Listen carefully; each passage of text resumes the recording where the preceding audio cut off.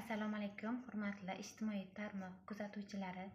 Men Qurbonova Barno Bahodirona Buxoro shahar 34-maktabda huquq fanidan dars berib kelayotgan 23 yillik ish stajiga ega pedagogman. Muhtaram prezidentimiz Shavkat Mirziyoyev Miromonovich tashabbuslari bilan ta'lim tizimiga bo'lgan e'tibor davlat siyosati darajasiga ko'tarildi. Ayniqsa pedagoglarga berilayotgan imkoniyatlar, imtiyozlar, toifalash hamda qo'shimcha ustamalar olishga imkoniyat yaratildi.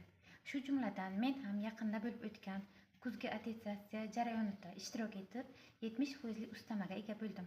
Iqtisodiy jihatdan davlat muhofazasida olinayotgan pedagoglarning kasbiga mehri ortib, yangi avlod vakillariga puxta bilim va ta'lim-tarbiya berib kelmoqdalar.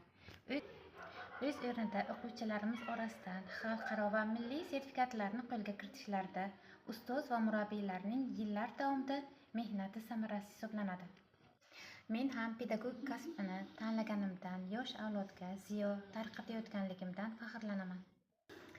Jamoamizdagi Dildora Rahmatova, Vohida To'xtayeva, Feruza Husenova, Dildora Nurmuhamedova kabi ta'lim fidoyilari faoliyat ko'rsatmoqdalar.